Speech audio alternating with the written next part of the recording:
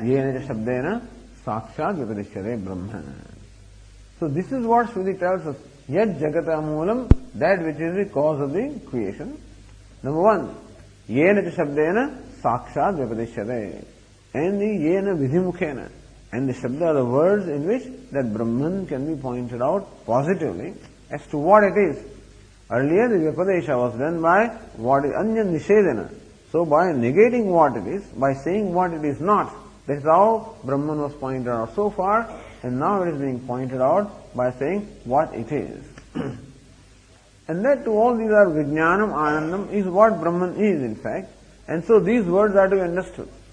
Earlier we were told what Brahman is not, and these words also will require negation of something, but they point out what it is. Vijnanam, Anandam, Brahma, these words point out what Brahman is. And they enable us, in fact, to carry out the discrimination that is required to remove, the idea of what it is not, and that is how arrive at what it is. Yena shabdena sakshat vipadishyate. The words in which it can be positively pointed out. Brahma, yad Yajnavalkya Brahmanan Pushtavan, of which Yajnavalkya in fact asked of the Brahmanas. Tat Svena Rupena Shruti Asmi Bhamaha. Tat Svena Rupena. Svena Rupena. Tat Brahma Svena Rupena Swamukhena Shruti Asmi Bhamaha. Shruti says about that Brahman in her own words to us. Now Bhashyakara explains the Shruti Vakya. Vijnanam Vijñaptihi Vijnanam Satcha Anandam Na Vishaya Vijnanavat Dukkhanuvidham Kim Tarhi Prasannam Shivam Atulam Anayasam Nityatruptam Ekarasam Ityartha. So Vijnanam Anandam, these words I explained. Vijnanam Vijñaptihi Vijnanam. So the Nyayikas explain the Vijnanam. Anandam is Vijnana Shabdasya Karanadi Vishayatvam Varayati. So Jnanam or Vijnanam. Jnayate Anena iti Jnanam. This is how they explain. Satyam Jnanam Anantam Brahma. There they explain the word Jnanam is Jnayate Anena iti Jnanam. That by which something is known is called Jnanam. That means the mind or the thoughts. So Karana Vijnana Shabdasya Karanadi Vishayatvam. Or you can explain also Jnayate iti Jnanam. That which is known also is called Jnanam. These are all Karana Vyutpatti, Karma Vyutpatti, etc. So, anyway, you can explain it the way you want. But, so Janati is Vijnanam also. The one who knows is Vijnanam. So this Jnanam Shabda is there. That can be explained either way, in different ways. Karana Vyutpatti, Jnayate Anaya, or Anena iti Jnanam. So that by which something is known, that is called Karanam. Jnayate is Jnanam. That which is known is Jnanam, that is Karma. Janate is Jnanam, the one who knows, that is the Karta. So this way a word can be explained. Wherever Kriya is involved, so wherever Kriya is involved, all these three factors are always involved in accomplishing any act. The Karta is involved, Karma is involved, Karanam is involved, and therefore a Kriyavataka Shabda or a word that is derived from a Kriyapada, then that can be explained in different ways. Therefore, when it comes to Shruti words, Satyam Jnanam Anantam Brahma, the word Jnanam can be explained this way also. Vijnana, so Anandagiri says Vijnana Shabdasya Karanadi Vishayatvam Varayati. And footnote number 21. Karanaditi Adina Karmadihi Grashyate. So Karmadi. Karma means, as we said, Karma Vyutpatti Jnayate iti. Tad Uttam Vartake. Vijnanam iti Chaitanyam Kutastham Vidhiyate Nakarakam Nadhatvartaha Naviyasyat Kriyafalam iti. Vijnanam iti Chaitanyam. By word Vijnanam is meant Chaitanyam. Kutastham. Chaitanyam also is our consciousness. not consciousness of something, kutastham. So consciousness that obtains or that informs every consciousness. And the consciousness, that is what? The nirvishesham chaitanyam. That is the content of every knowledge or every thought form. Is chaitanyam kutastham abhidhyate. In that word kutastham always gives an idea of substratum. The kuta or the anvil is substratum for the activity that takes place. All the changes in the ornaments, etc., which take place upon the anvil, for which anvil becomes a very support of substratum. So also, this kutastha also gives us an idea of the changes of the one that is the substratum of the platform, the changes taking place. So one that remains changeless in and through the changes, that is kutastham. So not just the changeless, but the one that is the changeless basis of the changes that take place, that is kutastham. And so changes do take place, the thoughts keep on coming and going, and upon which anvil they keep coming and going, that chaitanyam is called kutastham. Abhidhyate. Vijnanavati chaitanyam kutastham abhidhyate. It is called kutastham. Nakarakam. Why do you call it kutastham? Why do you say it is changeless? Because nakarakam. It is not one of the accessories. Again, jnana is naturally the root, and from which the word jnanam or vijnanam is derived, and jnana means to know. So dhatvartha. So dhatva what means kriya. Dhatvartha means kriya. So to know or to go, to eat, to drink, whenever we get this, so whenever this kriya pada or the verb is used, to eat, to drink, then to eat creates in us the idea of some activity. Drink also creates in us the idea of activity. Naturally, that is called kriyapada, a word that denotes activity. So jnana also is a kriyapada, grammatically. To know also is a kriyapada, that also involves an activity. And therefore, so jnanam can also mean activity, act of knowing also. That will be called dhatvartha. Or karakam, or a factor that is involved in accomplishing the activity, namely the karta, karma or karanam. Nabiyat syat kriyaphalam, or somebody may even say the result of the activity. So if jnana is an activity, then either activity itself or the result of the activity, what is that? The knowledge that takes place. So this ghata is there, and ghata jnanam. So ghata jnanam meaning that knowledge of the ghata that takes place is called kriyaphalam. Phalam also means the reflection. And so the reflected consciousness in the ghatakara vritti, which actually means ghata, that knowledge or perceptual knowledge of ghata or cognition can be called kriyaphalam. So that can be jnanam. Or the buddhi by which the knowledge takes place also can be called jnanam. Or the part that is known also can be called jnanam. Or I who is a knower of the part, drashta, also can be called jnanam. Or that very act of knowing, also can be called jnanam. None of this. Vijnanavadi chaitanyam kutastham abhidhyate. And there, here by the word vijnanam is meant kutastha chaitanyam. The chaitanyam or the consciousness, awareness, intelligence, whatever you call it, that is kutastham, that is changeless. Moment you add this kutastha in this awareness also, because every word creates in us a certain concept. Even if you say awareness, always awareness of something. We are always familiar with awareness as associated with some object awareness. So when we think of awareness, awareness of the part awareness, cloth awareness, some awareness. So our familiarity of the awareness is always in association with some object awareness. At kutastham.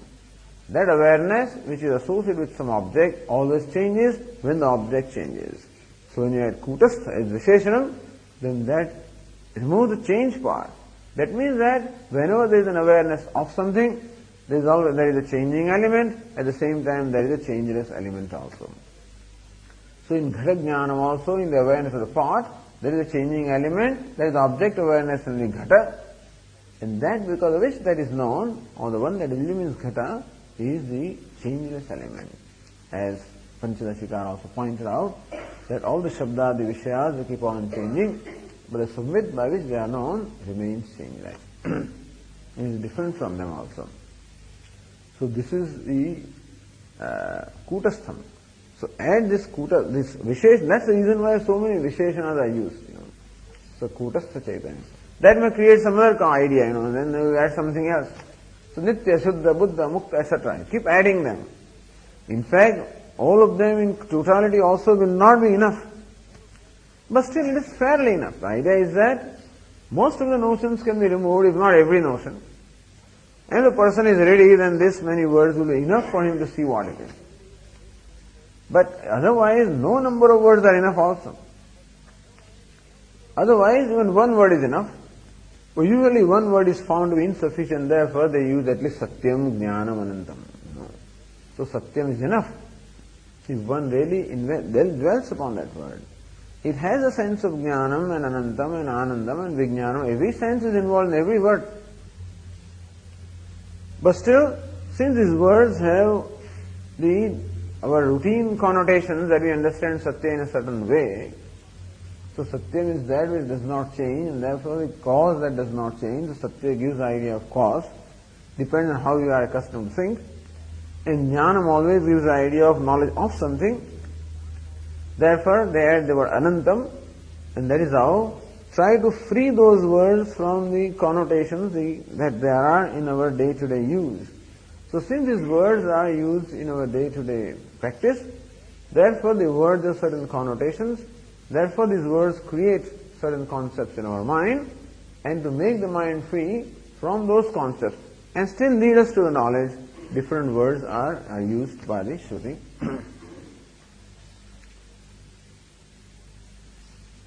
And so here, Bhashyakara said, Vijnanam, Vijñaptihi. Vijñaptihi, Vijnanam.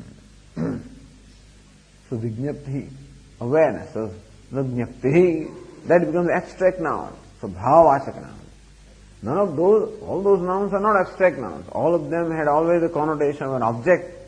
Here Jnaptihi, that Ti Pratyaya is added. To Jna, it becomes Jnaptihi. And therefore, it is the pure awareness.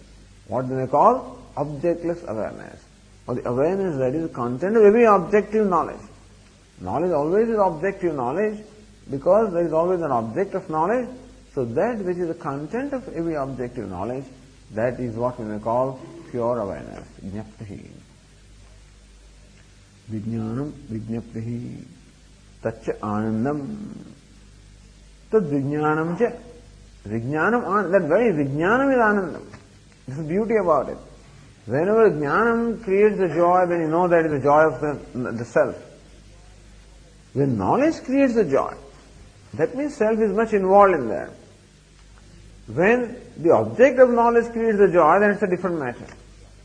So usually whenever I experience something like music or whatever, something that I like, it is the object of the knowledge that is very much responsible for creating that joy. Here when the knowledge itself of the self creates the joy, then that is the joy of knowledge. So knowledge and joy, both of them are together. So where Vijnanam and Anandam, both of them go together, then we know that it is a pure knowledge. To the extent that pure knowledge is the cause of the happiness, then to that extent the happiness also is pure. To the extent that the object involved in the knowledge becomes the source of happiness, so there also, what is knowledge? If I know about the black hole and so forth, and that creates a thrill in me, so there also some objective is involved. And when purely self, Vijñaptihi, purely the self becomes, the knowledge of the self becomes the cause of joy, then that becomes that the self and the knowledge and the happiness, all of them are in one adhikara. So tatcha anandam, tad vijnanam, tad vijñaptihi anandam. It is not the knowledge of something, that very knowledge itself is anandam.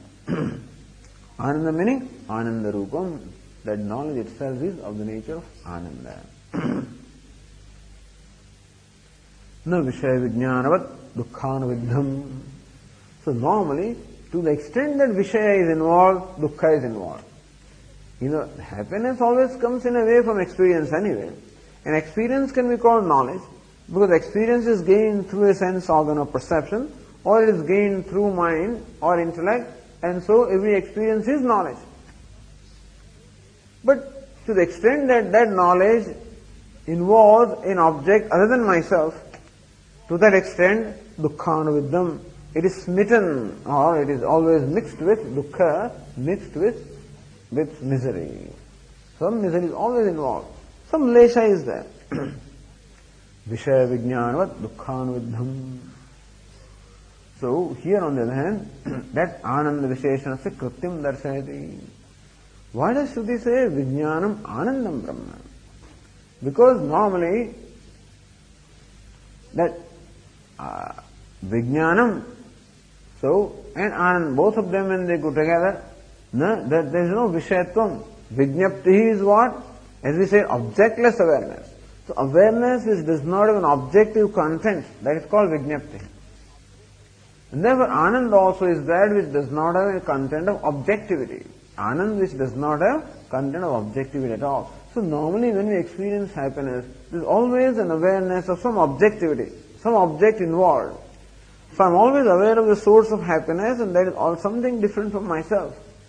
So in every experience of happiness, some idea of objectivity, a source of happiness being different from me is always involved.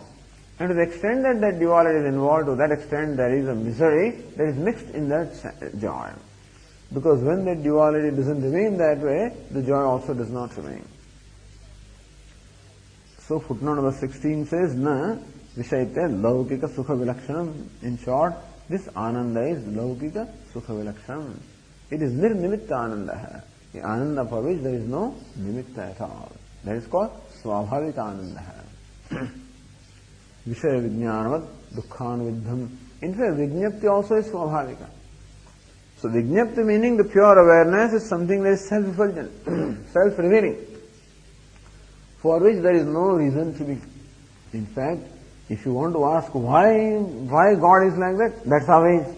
Why is it Satya? Why is it Jnanam? Why Anandam? That's it. That's what it is. That's how truth is. That's how Brahman is. And so also, why is it Ananda? That's what it is. So Vijnapti also is that awareness which is self-effulgent. In that Vijnapti, the awareness, when some object gets involved, then some other factor is required, like Ghatapata is required. Then it is Ghatajnanam, Patajnanam. But Vijnapti itself doesn't require any object to be there. Ghatajnanam requires Ghata to be there, but just Jnanam does not require anything to be there. In fact, that is there because of which everything else is. So therefore Vijnapti, the awareness that is self-effulgent, self-revealing, and Ananda also is, when we say it is Vijnanam Ananda, meaning it is self-revealing Ananda, or self-existent Ananda, or self-sufficient Ananda. Ananda which does not require anything other than itself to be what it is. So Brahman is that which does not require anything other than itself to be what it is, which is a self. And so remove, this is Viveka, discrimination. We remove from this, from every experience, that part which is smitten with misery. Remove the misery part. And then what remains is just pure happiness. No Vishaya Vijnanavat Dukkhanuviddham. Is not mixed with, not smitten with dukkha or misery, like Laukika Sukham, like always. The happiness that comes from any kind of an object always is smitten with some misery. Potential misery, not evident misery, When a thing ultimately reveals itself to be jada, then we realize that, so yad viditam, what is it, yad viditam, tad martyam. And so anything alpam, martyam, dukkham, heyam, so anything that is known is always going to be limited, and therefore it's going to be always subject to destruction. At least there will be separation. And therefore, then it will. So what creates happiness by the association will create misery by disassociation. Has to. Because Sanyoga must necessarily be followed by Viyoga, unfortunately. Or fortunately also, who knows. As Swami says, so the mantra worked. Mantra work means it worked for both of them, who knows, So it worked for this fellow that he could get rid of her, and it worked for her also that she could get rid of this chap also. Anyway, so both ways. But anyway, so this is how this being smitten with misery. Any element of duality always involves misery because any duality to be together, there must be some reason. And that reason can never be permanent. Only thing that can be permanent is Brahman. Anything else is impermanent. Therefore, whatever it is that brings any two things together, once that factor is not there, then naturally they cannot remain together. Really speaking, the only thing that brings together the experiencer and the desirable object of experience, only thing that brings them together is called punyam, nothing else. The only cause of happiness is the past punya, good deed, that's all, nothing else. No other cause can be traced. Whether it's an object, my ability, my smartness, whatever, no cause can be traced. It's definite. But one thing is definite, the laukika sukha, the cause of laukika sukha is punya. It is punya that brings about the favorable association of all the factors which can never be in alignment, How many things have to be in alignment for an experience of happiness to be born? That object must be desirable, that my sense organs must be in proper order, and my mind must be in mood, So, good food is there, I won't eat. Why? It is sweet, it is sugar. That's it. Very good thing is there, and the sense organs are also not capable of enjoying everything else. But the mind is at some other kind of idiosyncrasy, and therefore it doesn't enjoy it, doesn't eat. Or you want to eat, and you are not capable. Doctors declare you are already too sweet, and therefore no more sugar for you. And that means the sense organs are not capable of enjoying it. That also can be there. I am desirous, the object also is there, but the capability is not there. The capability is there, object is there, but the desire is not there. And desire is there, capability is there, object is not there. So these three are independent factors. Object has its own trajectory. This capability has its own trajectory, whether my stomach is alright, my head is alright, my everything is alright. And the mind is in its own trajectory. It's like Tripura. The three puras coming in alignment. Then a moment of happiness is born when all these three are in alignment. That's a rare thing. And what brings it about? That rare alignment, what is it that brings it about? Their chance? We will not say it is an accident. It is a result of past punya. So simplest rule for being happy, even for getting what we call material happiness, the only rule is what? Only thing to be done is accumulate punya. That's all. Don't do anything else. Don't bother about anything else, object. Accumulate punya. That will bring about the favorable association of whatever is required. People are unnecessarily wasting their time and energy in accumulating things. That doesn't guarantee any experience of happiness, but only thing that guarantees experience of happiness is punya. And the things also need not be there.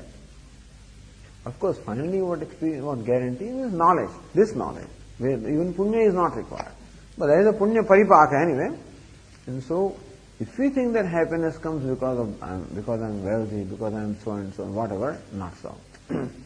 Happiness is a result of the fructification of past punya karma. But there is always dukkha with them, always smitten with misery. Because punya requires an exertion.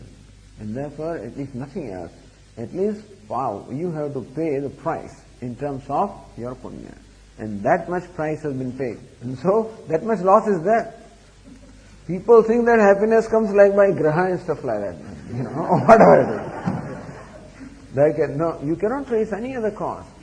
Nothing actually. This graha only point out to you what punya you have, that's all. Shukra dasha and this dasha means what? It is the result of past punya and papa. If Shukra dasha is supposed to be good, it is punya. If Rahu dasha is bad, it is papa. It's not Rahu that does anything, or Shukra that does anything. Anyway, that's not the point here, but then this idea is that there is no dukkha, not smitten with misery. That is the ananda, which is not smitten with misery. Kim tarhi? Then what is it? What kind of ananda is it? Prasannam. Then Bhashyakara himself explains. What is meant by this ananda? Prasannam, Shivam, Atulam, Anayasam, Nityatruptam, Ekarasam. Prasannam. Prasanna means pleased, swacham, pure. So prasanna. So that which is pure and therefore just reflects, the self in its purity. Shivam. Shivam means auspicious, or Shivam also means of the nature of Ananda. Atulam. Atulam. Footnote number 17. Nirupamam. Aparimitam cha ityartha. The word tulam. So, tula sadrushimanayoho iti vishvaha. So, tulana is there, the comparability is there when there are two comparable things. That's called tulana. Or, so tulana both ways. It is comparable to something. Two things can be called comparable when there is some similarity between them, or a given thing can be said to be comparable when we give an upama, meaning comparison. So, atulam can mean nirupamam, that it is, there is no upama, there is no drishtanta, there is nothing to compare it. Or aparimitam, incomparable, meaning it is aparimitam, it is immeasurable also, because if you can compare, then you can measure. So atulam meaning incomparable, immeasurable. Cannot measure in time. So that means that that happiness which is devoid of the idea of time and place or any object, then alone it can be aparimitam. That means all the duality of the experiencer and the experience also is not there, and therefore there is no measure of time or space. Atulam. Anayasam. Anayasamidi. Asadhana sadhyam. Parinishthita rupam. Anayasam is what? Effortless. Nishkaranam. Nirnimittam. Which does not require any nimitta to be there. Asadhana sadhyam. It is not something that is accomplished, not something that is achieved by some effort, or not achieved by because of some sadhanam or means, which is just so parinishthita rupam, which is just there, which abides in its own glory, which for which no cause is required at all, no effort is required, and then alone there can be nishtha. Nishtha or abidance can be there when no effort is required. Jnana nishtha also can be there when no effort is required for the knowledge to be always there in my memory, or to be always shining when no effort is required. Which means when whatever obstacles are there in manifestation of the knowledge, when those obstacles are removed, the knowledge becomes self-manifest. Even while doing japa, for example, as long as an effort is required to repeat that name, so long the name will stop when the effort is gone. When the name just comes by itself, so when the chanting takes place by itself, then alone you can be witness. I cannot be witness of japa as long as I am doing japa, because either I can be witness or do the japa. I can be witness when japa takes place by itself. Similarly also, when the ananda just springs forth by itself, because prasannam, it is transparent. When the mind has become transparent, then it becomes one of the nature of self. Prasannam, Shivam, Atulam, Anayasam, Nityatruptam. There footnote number 1. Sadaiva Swaitara Sukha Anapeksham. Nityatruptam. Nirbharam. Self-sufficient. Ever content. Sadaiva. Nitya means Sadaiva. Trupta means what? Swaitara Sukha Anapeksham. So that which does not have apeksha, or that does not have the need or dependence upon anything other than itself in order to be full. So fullness, which does not require, which doesn't depend upon anything other than itself. Nitya truptam ekarasam. Anandagiri also gives the meanings here. Prasannam dukkhetuna kama krodhadina sambandhahitam. That's called prasannam. Prasannam, pleased, where there is no association of kama, krodha, etc.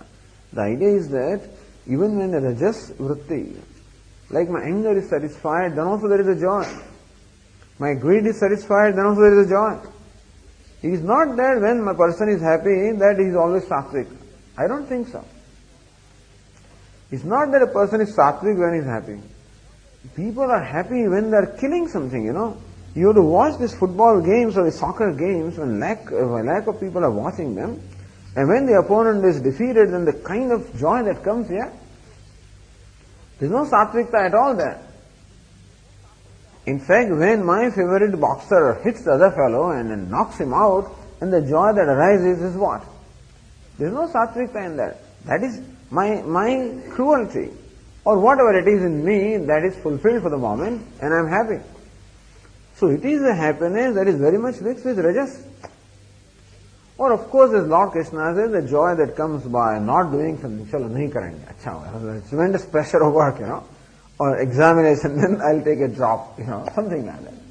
And that also gives me joy. Is mixed with tamas.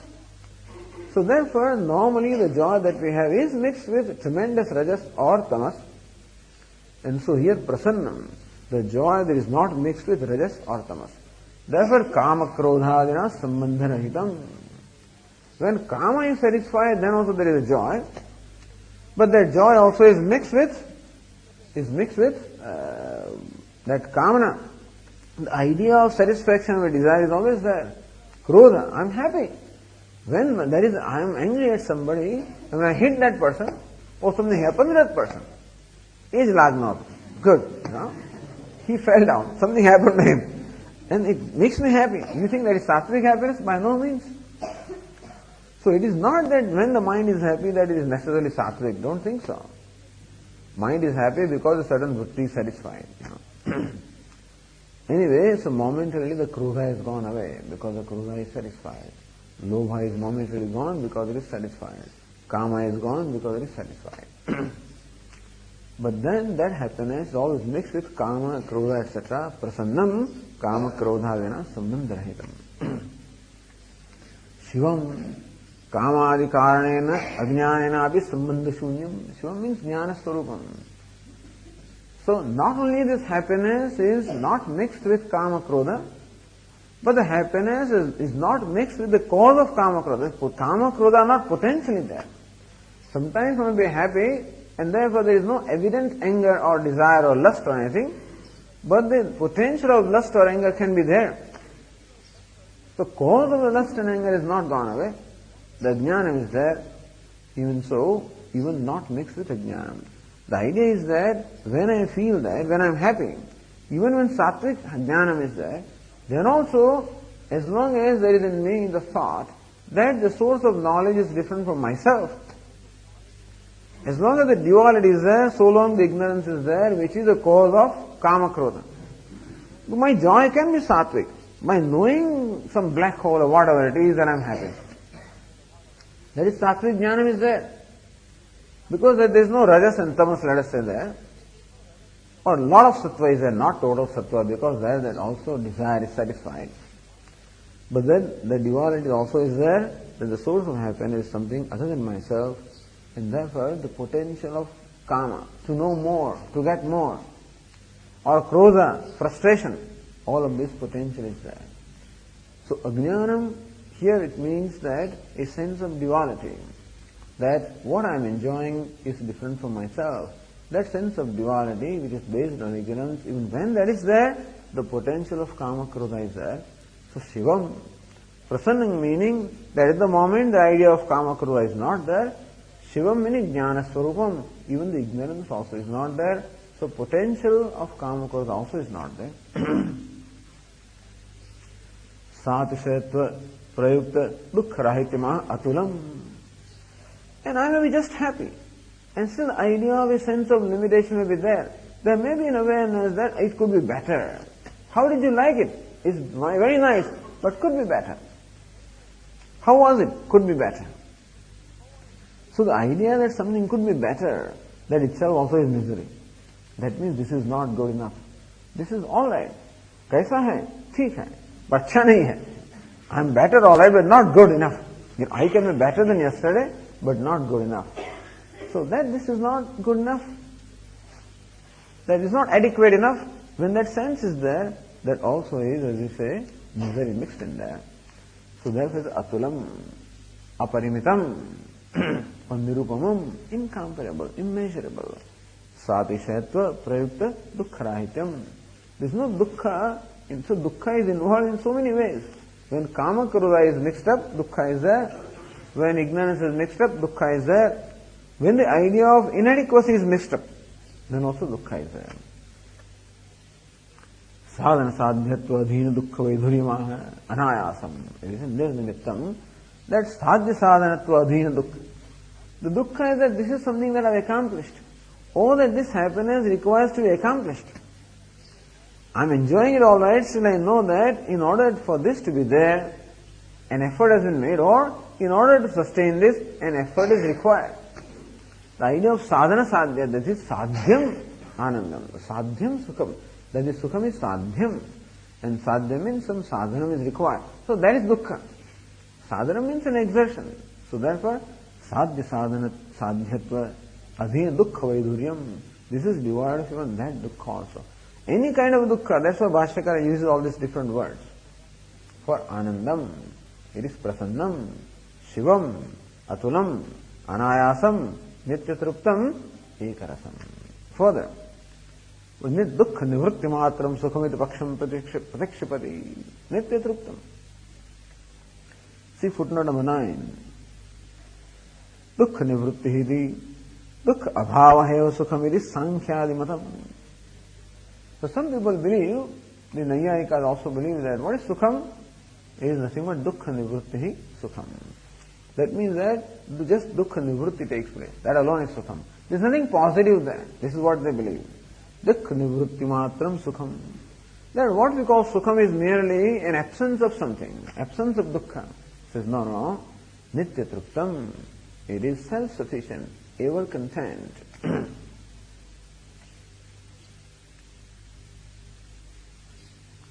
Then says Anandagiri, Anando Jnanamiti Brahmani āṅkarabhāṣya. Vijnanam Anandam Brahma. That Brahman is Vijnanam also, Vijnanam Brahma, Anandam Brahma. That Vijnana is a Visheshanam, Ananda also is Visheshanam, Anando Jnanam. It is Brahmani āṅkarabhedam. āṅkarabhedam Swarupa Bhedam. There is Vijnanam Brahma, there is Anandam Brahma. It is āṅkarabhedam ekarasam. What is Vijnanam? Is Anandam. And that is Satyam. That is Anantam. And that is whatever. And so ekarasam.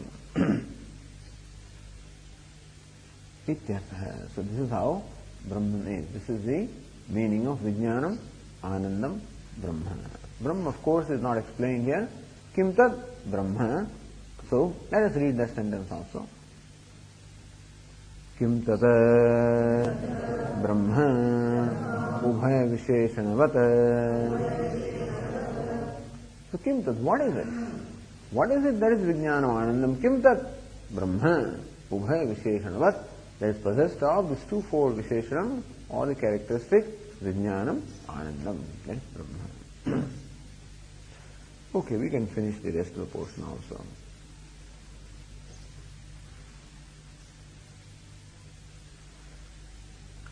Phalamataha upattehe iti nyayena brahmanaha jaganmoolatvamaha.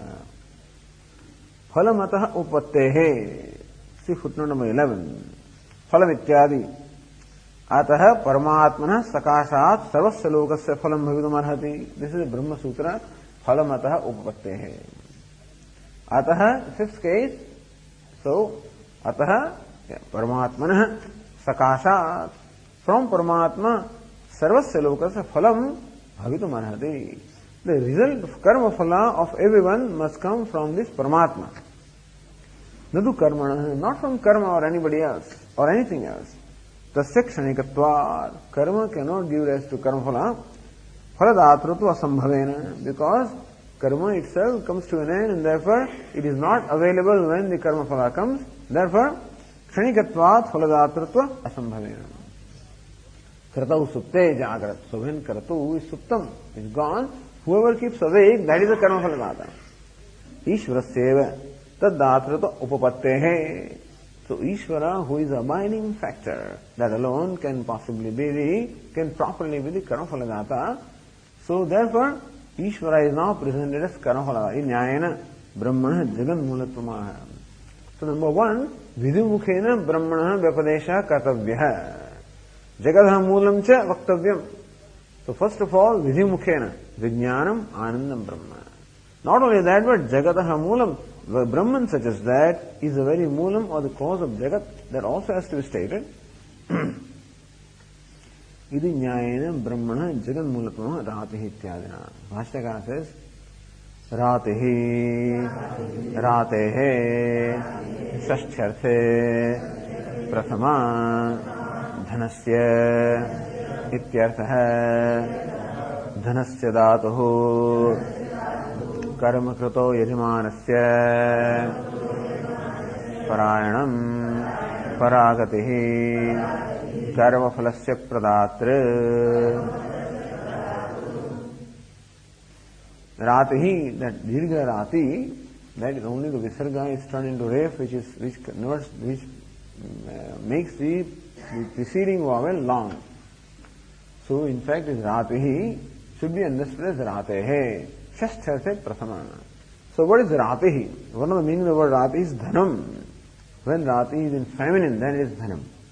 When it is masculine, then it means a bandhu or a friend, But anyway, so Ratihi, yeah, is understood as Ratehe. Shashthyarthe Prathama. This is footnote number 2. Shashthyarthe yathashrata pathe Ratehi bandhu iti artho drashtavya. If, however, if you take Ratihi as a patha, then means bandhu or the friend. So Ratihi Dhatuhu, then Brahman is the friend of the one who is the giver of the wealth. You can say that also. But here Ratehe Dhatuhu, Bhashyakara says giver of the wealth. Shashtharthe Prathama Dhanasya Dhatuhu.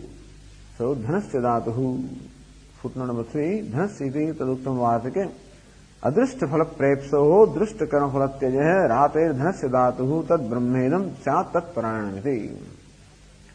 Adrishta phala prepsoho. When would a person part away with wealth? When you give wealth in charity or something like that, then what happens then?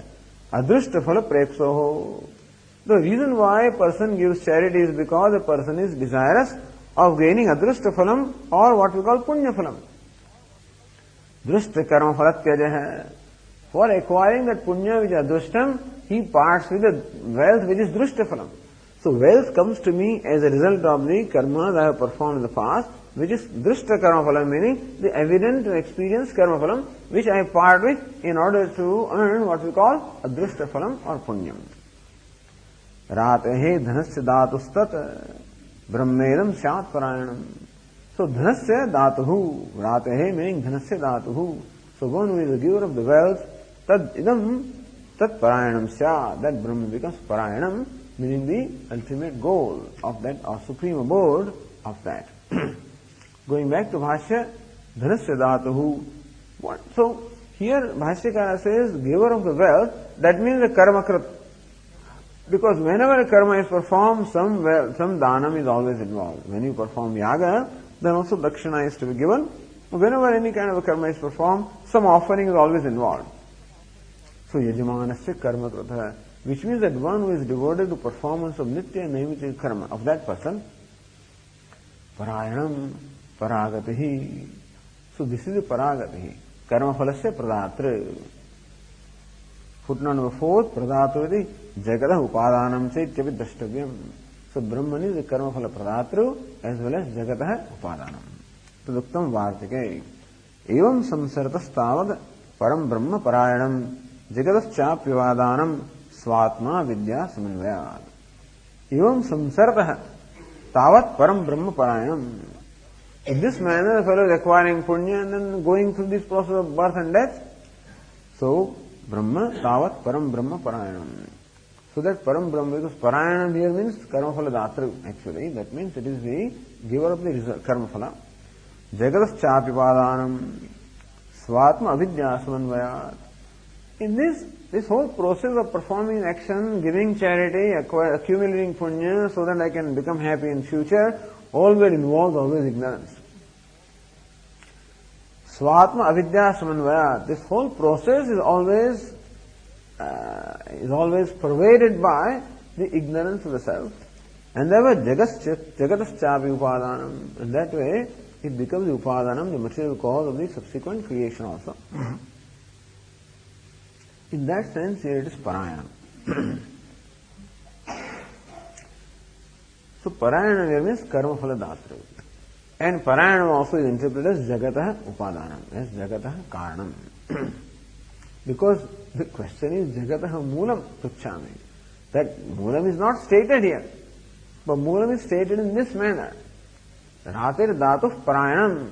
It is a karma for the Pradatru, for the one who performs the Yajna Yagadi or karma. And because always ignorance is involved in performance of karma and getting the result, therefore that ignorance becomes the cause of the further perpetuation of the birth and death process.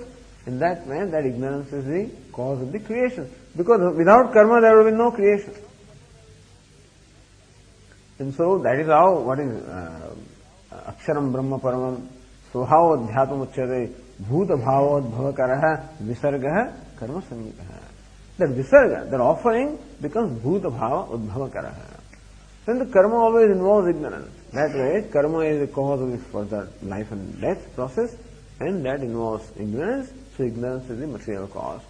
So Brahman becomes the Jagat Karanam by way of ignorance. So Ajñātam Brahma becomes the Jagat Karanam in a primary sense. Okay. Then another is Brahma Samstho Mritamatve. Brahma Samstho Amritameti iti. That is Chandogya Upanishad. That is footnote number 19, is it? No. Yeah. 13, I guess. Footnote number 13, right. Brahma Samstha Amritatvam eti. Chandogya Upanishad. What is Brahma Samstham? Parivrad or sannyasi. So Parivrad, he attains immortality. So the other one was not Brahma Samstha. Other fellow has this nishtha in only karma phala. And this other person, so Brahman is a parayanam for both.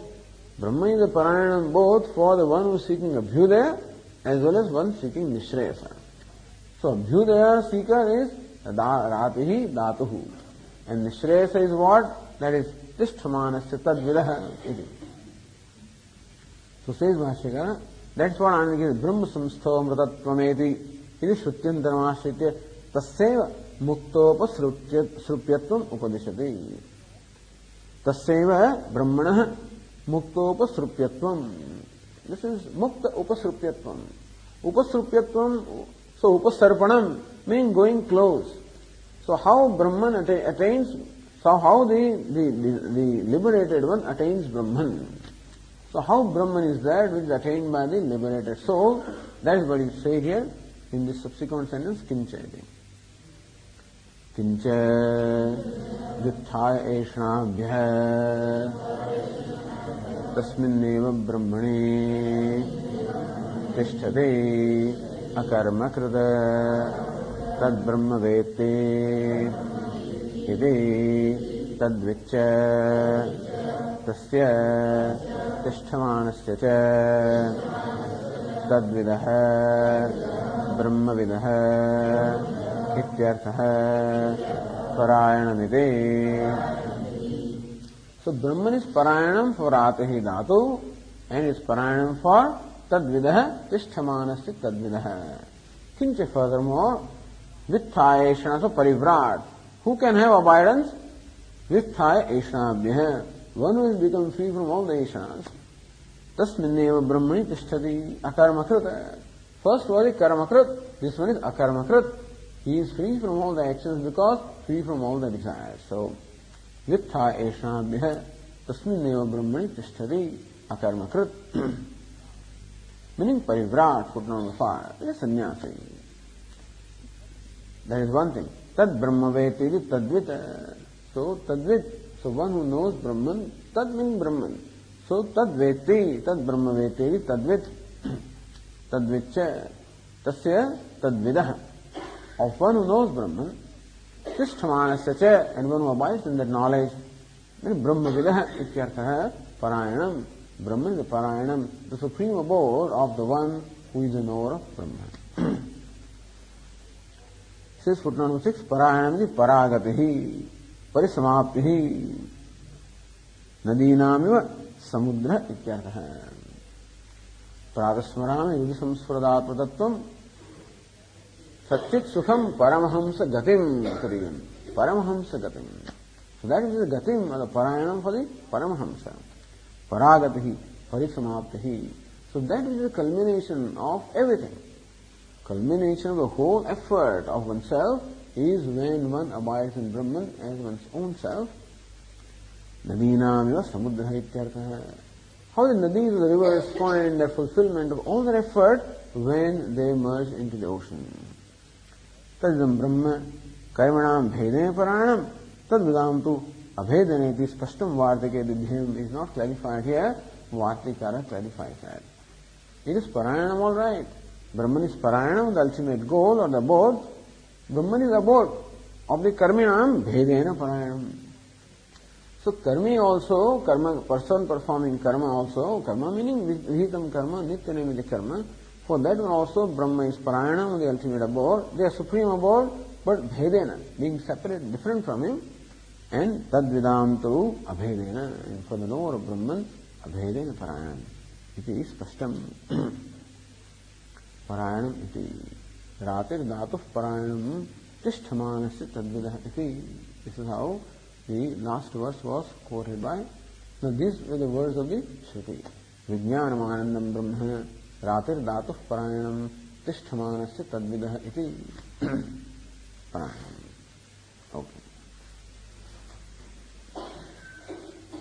Om Purnamadah Purnamidam Purnat Purnamudachyate Purnasya Purnamadaya Purnameva Vashishyate. Om Shanti Shanti Shanti.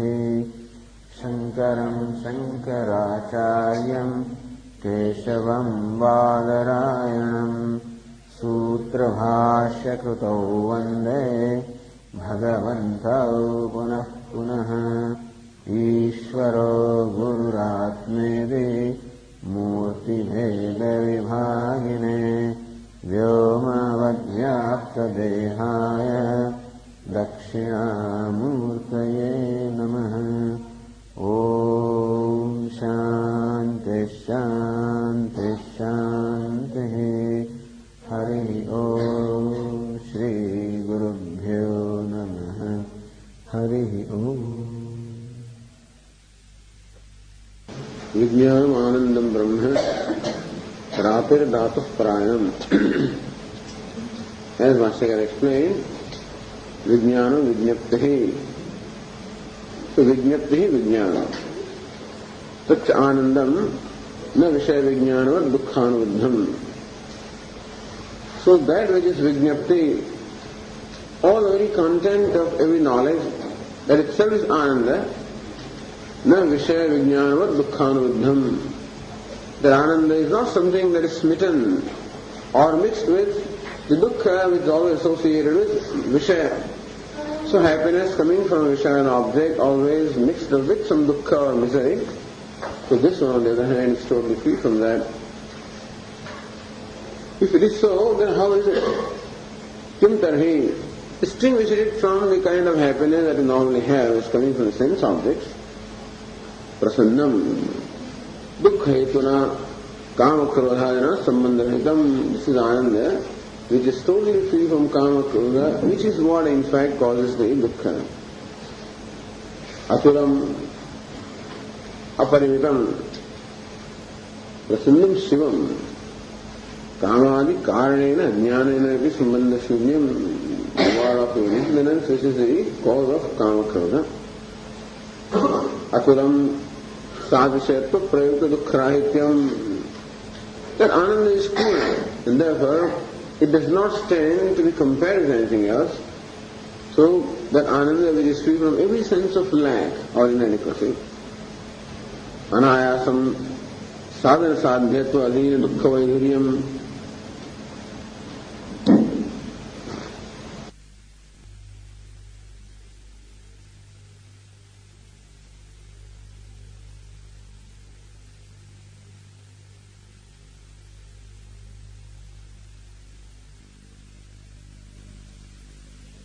Tasabi prakriti vakye kimayadam. Alright, tasabi tasya tathatvepi. So let us say that Ananda, the word Ananda is known to people meaning sukha or happiness. Even then, prakriti vakye It is Vakya Vijnanam Ananda Brahma Kimayatam. So what relevance does it have with reference to what we want to discuss? Then Bhāṣyakara says Atracha iti. Atracha Brahmana Visheshanattvena Ananda Shabda Shruyate Anandam Brahmeti.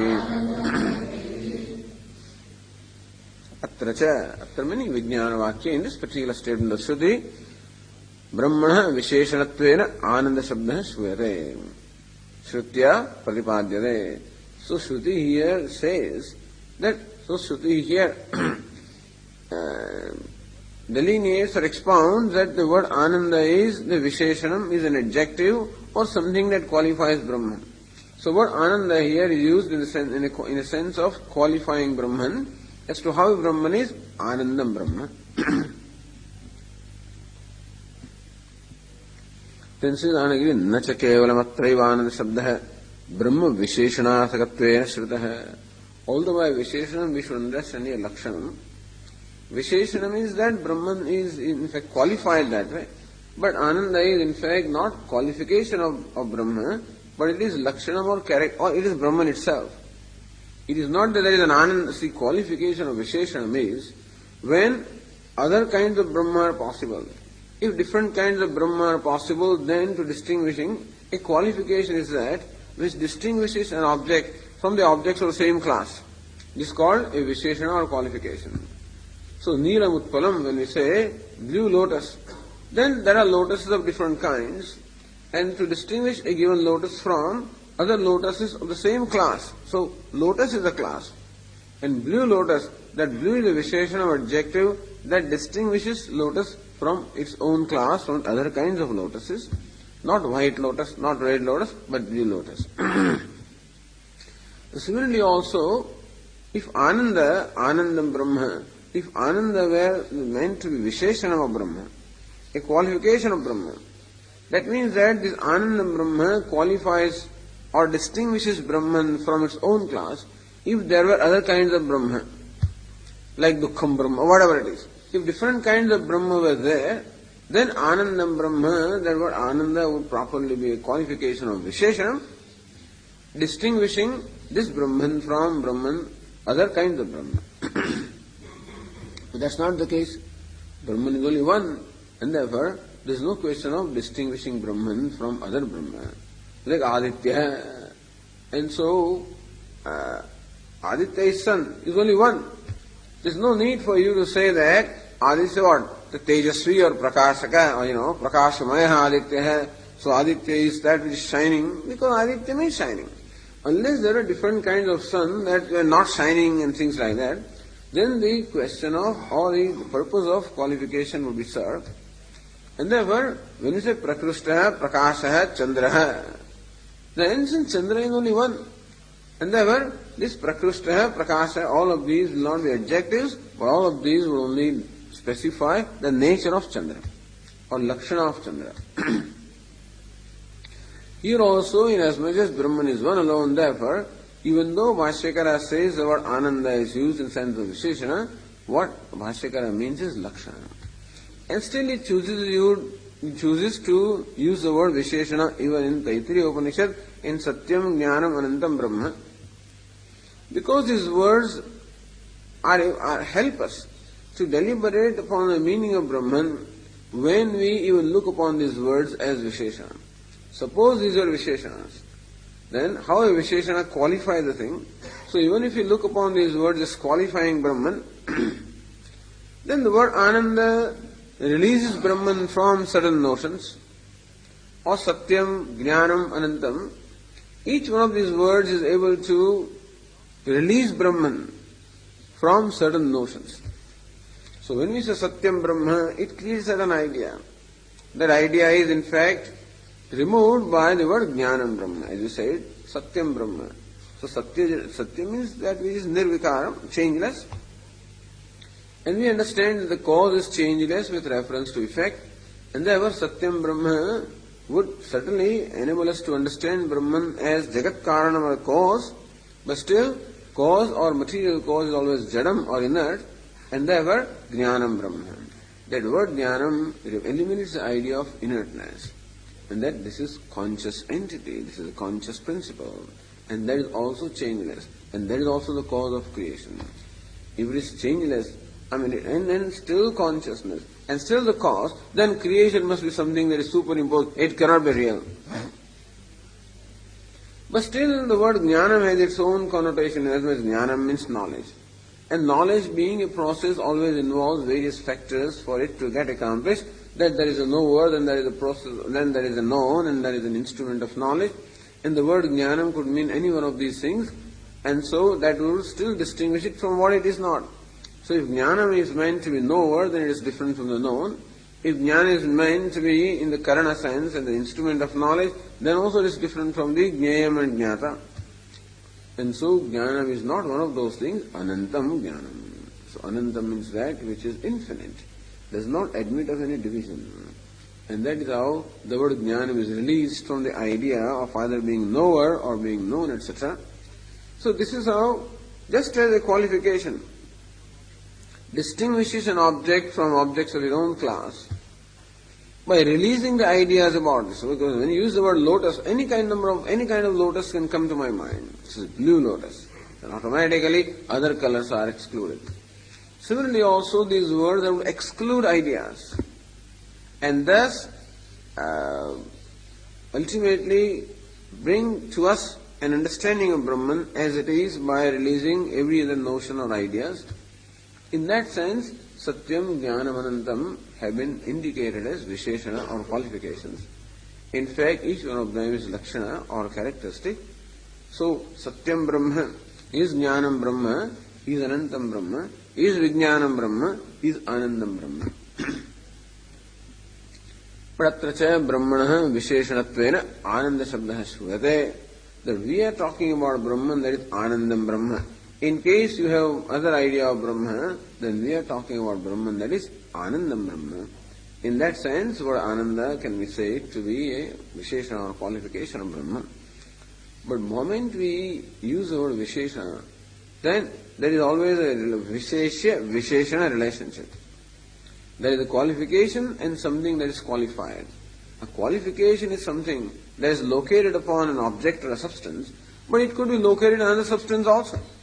Like blue lotus. So blue is a qualification that is presently located in lotus, but it can be a blue wall or the blue sky also. So blue has an independent existence, and lotus has an independent existence because lotus could be something different from blue also. And therefore the word blue and lotus, idea of blue and lotus, both these ideas are related with the relationship of Visheshana and Visheshya. Enjoying some kind of a separation. They are presently enjoying a unity or oneness while retaining some kind of a separation, you see. So that is Visheshana Visheshya Sambandha.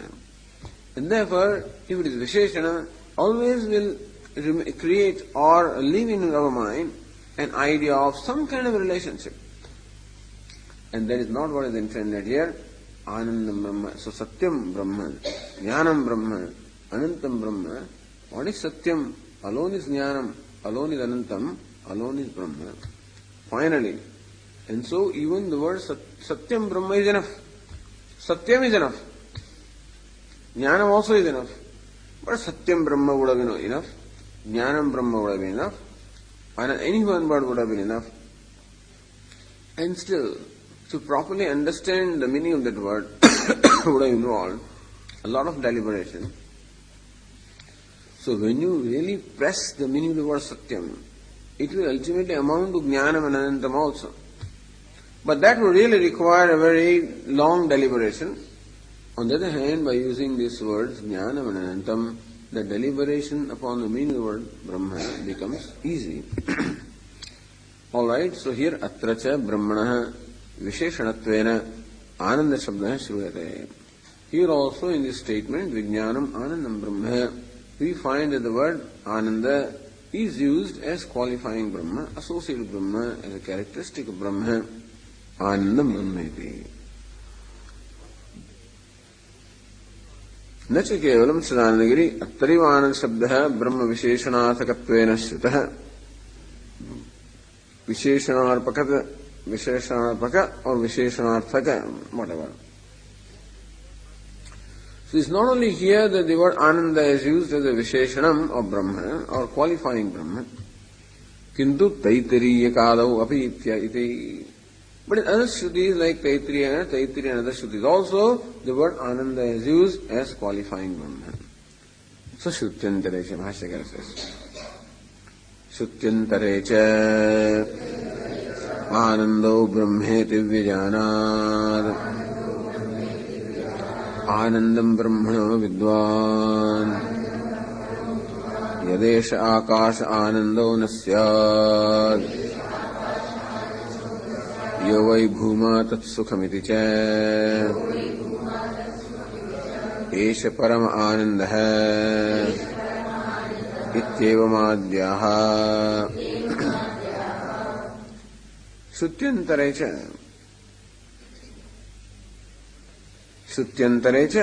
Brahmana Visheshanattvena Ananda Shabda Shuvate.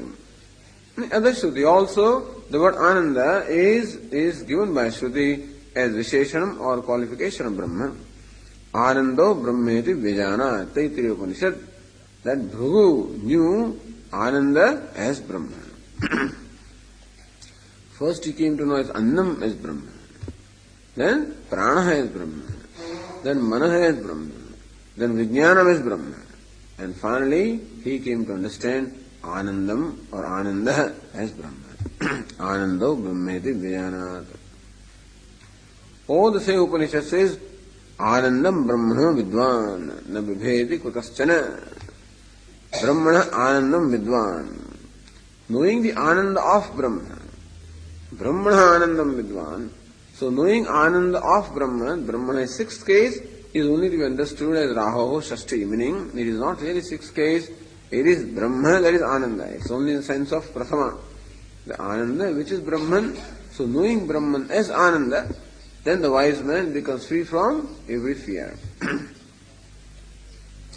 Yadesh Akash Anando Nasyad. Again from the Taittiriya Upanishad. Yad Esha Akasha Anando Nasyad. If this Akasha here means Atma. So Akasha or Atma, the self, of the nature of Ananda were not there. Kohyavanyat Pranyat, Kohyavanya, what is it? Kohyavanyat Kaf Pranyat. Who would breathe in or breathe out? Meaning who would survive? Who would exist?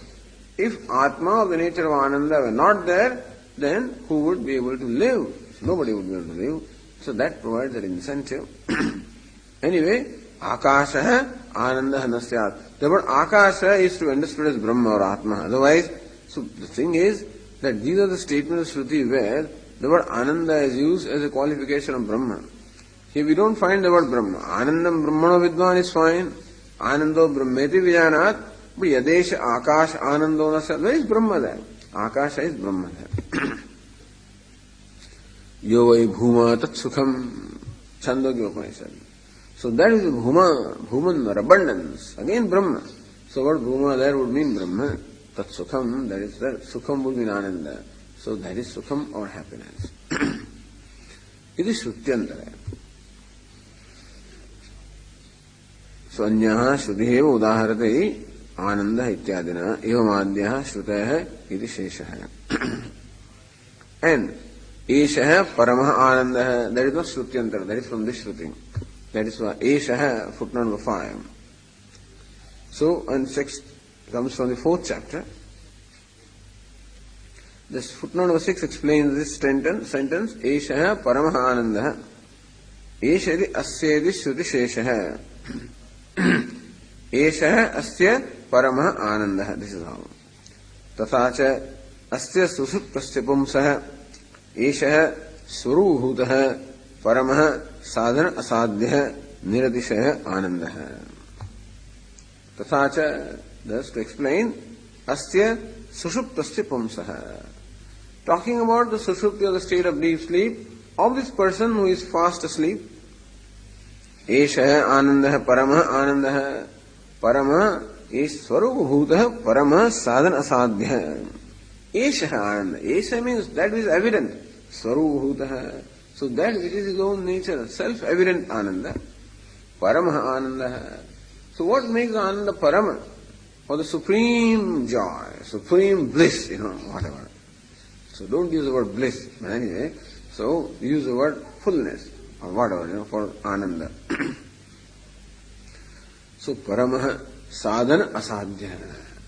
So usually happiness, an experience of happiness comes as a result of some sadhana sadhya activity. Some activity is involved in acquiring an object of happiness and experiencing it, and that is what actually reduces the fullness. That is what in fact is an obstacle to fullness of the ananda. That then effort is required. You have to make an effort to be happy. So then that's a lack. That's a lack in that ananda. Because when there is an effort, then when the force of the effort goes away, ananda also will go away. And the effort, in fact, is based on my conclusion that ananda is something different from me. So I know that ananda is different from me. And I know therefore also that it will get separated from me. And so the idea of duality always creates an idea of lack. Here on the other hand, the ananda that does not lack, asadhana sadhya. So that which is not something that is accomplished or attained as a result of, as an operation of a sadhana, because that means it is nirnimitta, svabhavika. It is naturally obtaining. Niratishaya. And that being the case, niratishaya, unsurpassable ananda. If ananda arises by itself, then it cannot be surpassed. So ananda, that is an acquired ananda, will always be limited because the means of acquisition of sadhanam is limited. This, on the other hand, is that is natural. Nirnimitta, never niratishaya, unsurpassable ananda ityartha. Eshaha, asya eshaha, parama ananda. Ityamadya shrutaya iti shesha. Shrutaya, that vakya is to add it. Shrutaya word is to add it. So in all these statements, Bhashyakara said that not only is the word ananda used as a qualification of Brahman in this sentence statement, Vijnanam Anandam Brahma, but elsewhere also we find the word ananda being used as a qualification for Brahman in other Shrutis also. Then says Anandagiri, Tathapi Katham Vichara Siddhi. Tathapi, footnote number 10, Prakrita Vakyantare Brahma Visheshanattvena Ananda Shabda Shravane Ityartha. All right. That in this statement, Vijnanam Anandam Brahma, in many other statements also, that word Ananda is used as a qualification of Brahman. Tathapi, even then, Katham Vichara Siddhi. The idea is first of all, Atra idam Vicharyate. So this deliberation is performed here. So first of all, Bhashyakara should prove why this needs deliberation. First of all, you must justify the need for deliberation and then perform the deliberation. So why do you want to waste your time by deliberating over the word Ananda? Because everybody knows what Ananda is, Oh, but then word Ananda is used not only here but in other Shrutis also. So what? Still, what is there to think about? What is there to know? Tathavi, Katham Vichara Siddhi. Vichara Siddhi means Katham. So how to justify the Vichara or deliberation upon the word Ananda? Tatra Samvedyeti. Says Bhashya. Samvedyecha sukhe Ananda Shabdah Prasiddha. Samvedyecha sukhe. No, the word Ananda is a Prasiddha. Ananda is a word that is something that is commonly used by everybody, and so everybody has a certain idea of what Ananda is. Samvedyecha sukhe. Normally the word Ananda means Sukha or happiness, and happiness is something that is always experienced. Samvedya, something that is felt, something about which you are, so it is always understood as a sensation. Ananda or happiness is always understood as a sensation. Something that is felt, something that is experienced, something that is cognized, something that is perceived or cognized or experienced. And whenever we talk of experience, then there is an object of experience. Ananda is something that is experienced by someone who is different from Ananda. So this is the general understanding about happiness in obtaining among the people. See footnote number 7.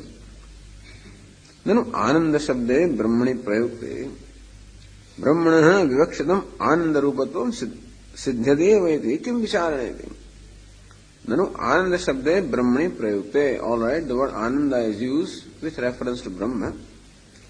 ब्रह्मणः विवक्षितम् आनंद रूपत्वं सिद्ध्यति.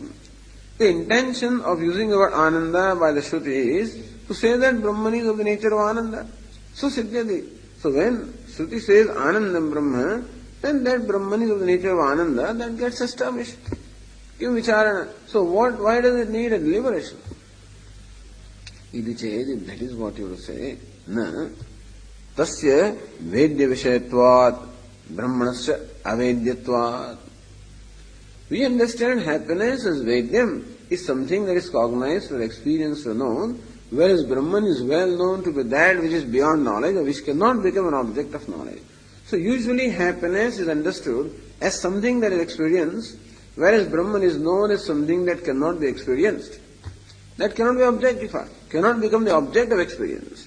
So Ananda presently is known as something that is an object of experience, whereas Brahman is well known to be something that is not an object of experience. Therefore, and now we are saying Anandam Brahman. When Ananda is Samvedya, available object experience, and Brahma is what? Asamvedyam, that which cannot become an object of experience. And there both of them are using Samanadikaranyam. Therefore, the problem arises here. That is the question. So, tasya vedya vishayatvat, tasya anandasya vedya vishayatvat. That Ananda is a Vedya meaning object of knowledge. Brahmanasya avedyatvat. Whereas we know that Brahman is avedyam, something that cannot be objectified. Avedyam does not mean which cannot be known, but which is known not as an object, not as a Vishaya, avishayattvena. So avishayattvena Vedyam. Brahman is to be known all right. Jneyam, Vedyam, these words are used. Jneyam yattat pravakshami. Yajñātvā amrutamasnute. Even though Brahman cannot be objectified, and still is to be known. Jneyam yattat pravakshami yajñātvā amrutamasnute. Knowing which one attains immortality.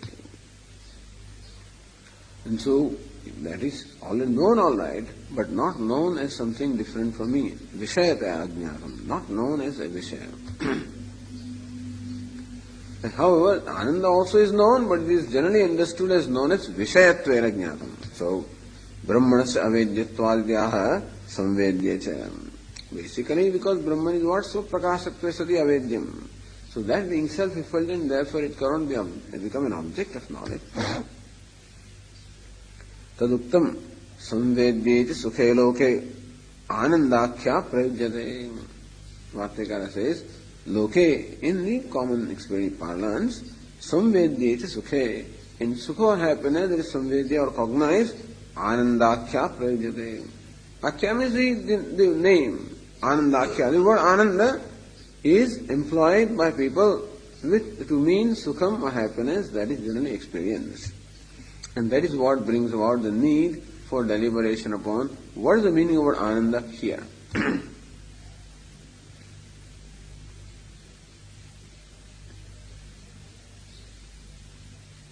That's what Anandagiri also says. Loka prasiddhehe advaita shrutescha brahmani anandaha samvedyah asamvedyo vayati vichara kartavyah ityartha. Loka prasiddhehe advaita shrutescha. Footnote number 11. What happened to 10? Okay, that is 11. Vedyattvasya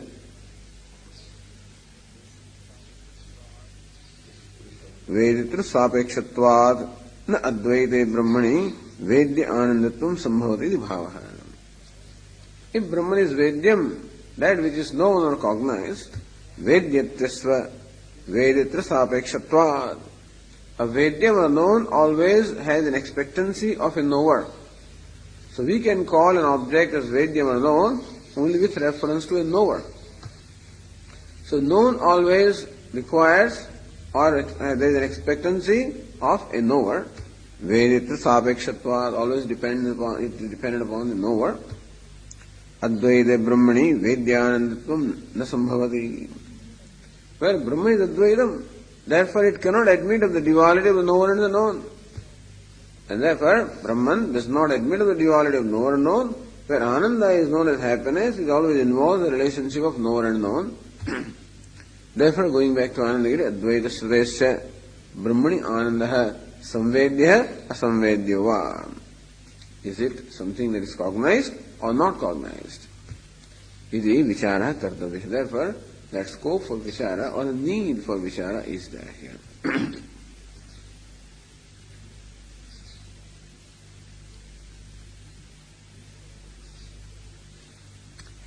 Then says Ubhayatra Phalam Darshayati. Ubhayatra, footnote 12.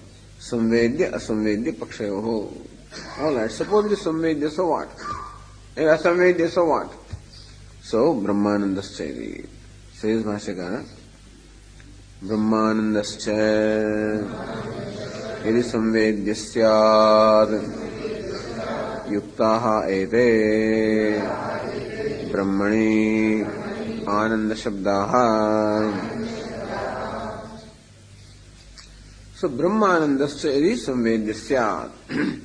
If Brahmananda also as Samvedya is something that is cognized or experienced, then Tarhi Yuktaha Ete Brahmani Ananda Shabdaha. Then using these words, Ananda word, Ananda, Sukha, etc., in case of Brahman would have been quite alright if that Brahmananda were Samvedya or something that is experienced.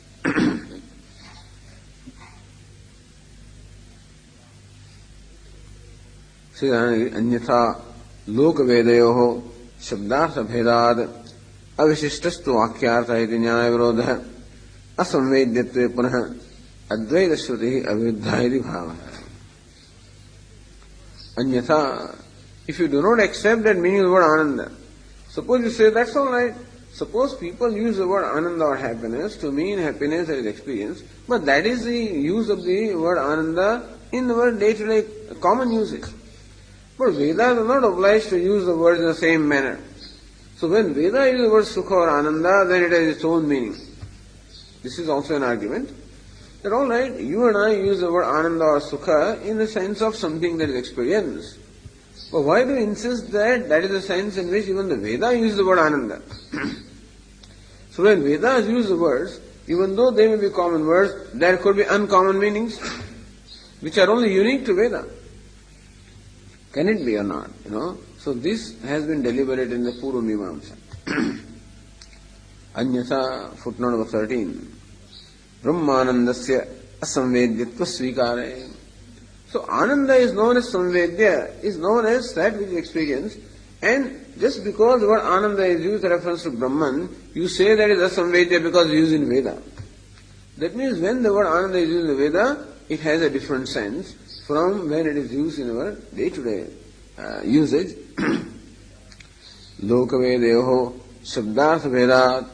That means the Shabdartha, if the meaning of the word is different in Loka and Veda, then Avishishtastu Vakyartha iti, footnote number 14.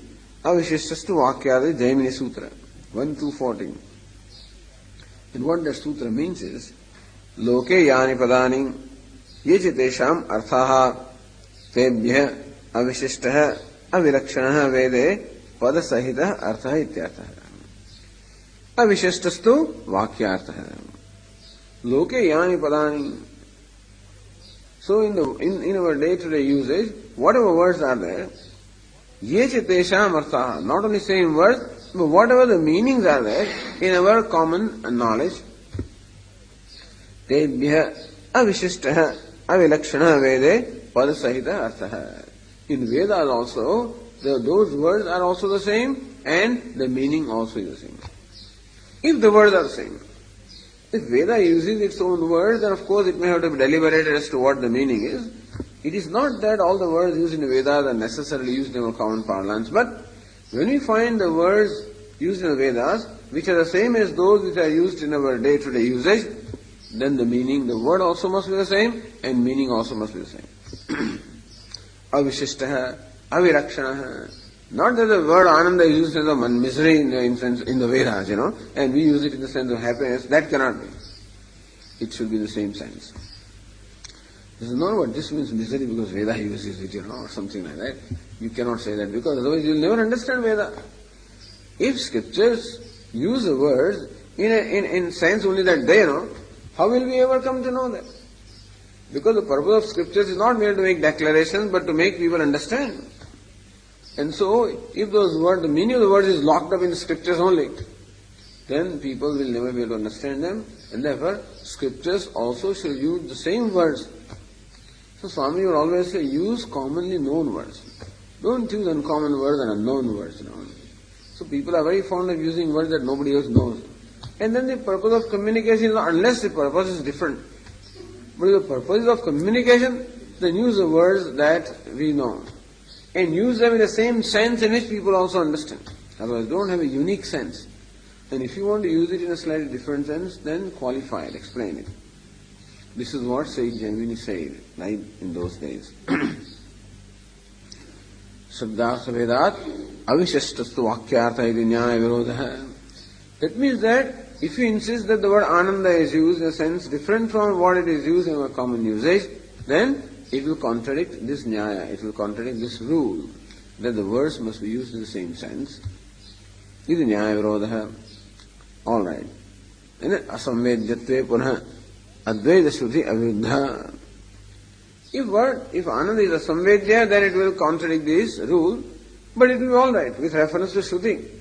Asamvedyatve punah. However, if asamvedya, meaning non-cognized Ananda, in our language it means self-revealing Ananda, that's all it means. Advaita Shruti aviruddha, then Advaita Shruti will be fine. Inasmuch as it does not admit of this Jnaya Jnatru duality, it will be fine. So, aviruddha. So this is the justification for vichara. Vicharam akshipati. Somebody questions, says, wait a minute. Nanu. So says Nanu. Now here one will have to be very alert as to what is a Siddhanta. So who is a Siddhanti and who is not a Siddhanti. So because in between people talk, what happens is when a discussion is going on, the fellows who think that they know, they just interject in between, And so from the statements here, sometimes it is not clear as to who this fellow is. Where does he belong? And sometimes they belong to Vedanta, so they are on our side. But when they talk, then we realize, as I said, when people ask questions, then we understand, we are sometimes shocked, when people ask questions.